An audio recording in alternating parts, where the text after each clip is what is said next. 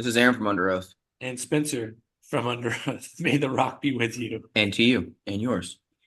Aaron, Spencer, welcome to May the Rock be with you. Thanks for your time.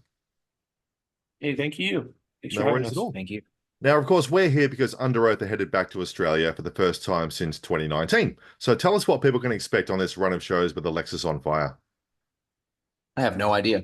Yeah, I think we're not sure because we've been on this tour for what feels like an eternity. Tonight's our 50th show in a row. Oof. Not. I mean, we've had days off, but Yeah, but our 50 we're on a 57 date tour right now. Hmm. So I'm not really sure. I don't know what we We have. haven't thought about. I mean, and it's not for like how long. Yeah, So we haven't planned out what we we're haven't gonna planned. do. Yeah, we haven't planned or thought about it. We'll see You how we know, go. but it's always good when we come down there. So I think it's going to be great either way. Is there anyone to close that door? Do you know want to close that door? What we have seen, though, is you're celebrating the 20th anniversary of their Only Chasing Safety. So I believe you're playing it in full. So when you go and look at this album and you go back and look at it, are there some songs you've never played before or have to relearn after so long? We've been doing it all year. Yeah. The chasing safety thing since January, like every continent except for yours so far. So we're pretty versed up on it. You know what I mean? That's good. Good Yeah. to go. Yeah, I mean, we've always managed to keep a steady rotation of songs that like no matter what tour we do, you're going to hear stuff off of every record that we've made since Chasing Safety on. And I think we've always rotated these. I mean, every song on this record we've rotated in and out outside of the Some Seek Forgiveness song, you know. But other than that, every That's right. That's all. But Spencer, it was your first album when you joined the band. So when coming into an album and making it with 3 albums out already from the band, what were your feelings like? well, it was my first and James and Grant. So Yeah, the other it albums, was when you use the term 3 albums, it's sort of hard because it was like we were really a local band. Right. You know what I mean? Yep. So it's hard to people count on Wikipedia and go, "This is your 10th album," but it doesn't really feel that way for us, you know. Mm. Just because it would be like if your first recording with your local band were called your album, Yeah, that's fair. that type of it thing. just like it was like the high school band name that stuck. But technically I would consider it our first. I think I would call it our second album. Yeah. I think Changing of Times is our first. It is our first album. The other two things were EPs we made as a local band. Yeah, right. Um, so yeah, Yeah, that's cool. So when you look back at it, though, what's your fondest memory of releasing it? I mean, I don't think we had any expectations or anything. I think we were like and I don't use this term lightly. We were boys, we weren't even men yet. yeah, no, We just I made don't know. music that everyone told us wasn't going to be popular and to not count on it. Yeah, I don't think we had any. We just wanted to make music. I don't think we had any expectations if it would be successful or. Yeah, I don't. It's probably the best way to Yeah, do it. we Just go into it and bring it because out. I mean, you got to remember, like this type of music wasn't popular. Mm. It was very underground. Do you know what I mean? Like Thursday had started to get a bunch of traction and Thrice on like MTV at the time and here in America, but nothing was popular. Right.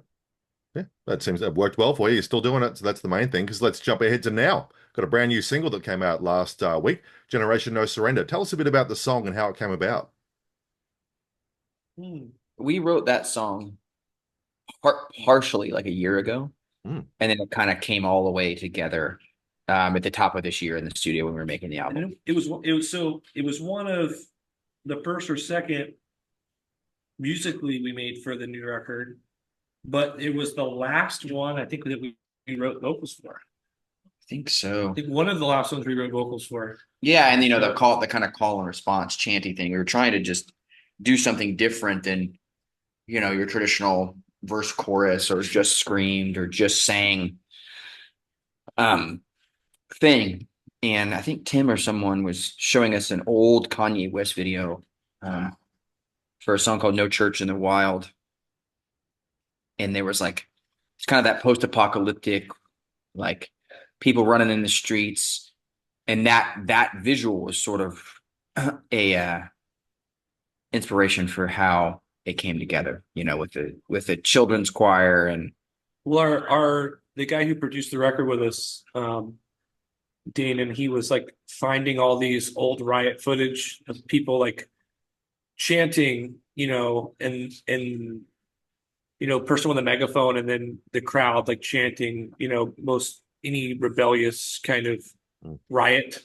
And we took that and we actually did it ourselves by when my vocal is tracked in the studio, and then all the things behind it you hear that sound like kids and people, like a real riot would sound. We did that all ourselves. It's the band chanting recorded through an iPhone speaker, Wow. then put that back into Pro Tools, and then we did it at Pitched different that. octaves. I think we might have actually. We did the female version by doing it falsetto. I think we actually recorded a couple real ones too, but I can't. The bulk of it was into an iPhone. Yeah, we did record something into a real microphone, but a lot of it, to give it that like real riot feeling of what you see on the internet, it's just me, Tim, Chris, and Aaron, Hmm. and Danon. Yeah, I think Grant had gone home by then. Yeah. And we wouldn't let him because of he's got a weird thing going on. Yeah. That's cool. Yeah, it was just us just like yelling it in different pitches to make it feel like it's a bunch of people, as if you would see, like any sort of riot, I guess. That's great. It's so interesting to think that, technology's come so far that we can sit on our phone and do something that ends up on your track. That's great. I love that. Yeah. It's crazy. Yeah. Now we've had a few songs released as of late. This is the third, I believe. Does that mean we've got that new album coming? Like, is that coming soon? Have you got any more info on that? Next year. Yeah. Yeah, that's as much as we can say is next Yeah. year. But It's coming next year, yeah. but we're not at liberty to say when. That's fair. Let's just go with next year, as long as it's not the one after that. Now, after the years go on, as we all get older, how has the songwriting process changed for you over the years, if at all? It's changed a lot, and it hasn't changed at all. Yeah. In the sense where, some of us produce music now for other people, and so that brings in a computer situation that we didn't, it used to be like jamming to write songs. And then not at all in the sense where it still has to pass that test of getting through the five of us before we agree to put it out. Mm. You know what I mean? Mm-hmm. So it's changed because there's technology. Yeah. And it hasn't changed at all because we really fight to make things that we all love. There's not a lot of like steamrolling. Yeah, the element of the thing that's always made Under special is that we all, even though we all grew up together, we all listen to different stuff and like different stuff. So the line that we land on that we all think something is cool is very small. So when we all agree on a song and we're all like, fuck yeah, like like standing up on our chairs and like headbanging and shit in the studio, we know that the song is there. And if you look around the room and one of the five guys is just like, or he's not like stoked yet, the song's not done. So that element has remained the same, but it's just faster, I think, now. And before, when we all lived in Tampa and we were younger, we would just play and jam at practice and come up with stuff. Now it's more focused. I guess that's the only way it's really changed is like there's technology now and you can focus because of technology. It's focused too because we fly in with a motion. Yeah, that's true. Like we fly in, we get together, we're going to spend 3 weeks writing, and then we disband. We're not, twiddling around on something at practice every night until it becomes a song because we all live down the road. So that's changed. It's more like, hey, we're going to write in this block of your schedule here, and then we're going to write again down here, and then we're going to write again 3 months later. So it's more focused. So you come in, ready to rip, I think, a little bit more so than you would when it's just every day, maybe 1 or 2 things get done, Wow, love that. So I normally ask about things that change, but what's the one thing that stayed the same? And it sounds like that's pretty much what you've kept the same the whole time. Yeah. Yeah, I love that. Yeah. Now, as a band, what's on your list of things to do that you haven't yet had the chance to do that you want to tick off? I mean, there's I don't know. I don't.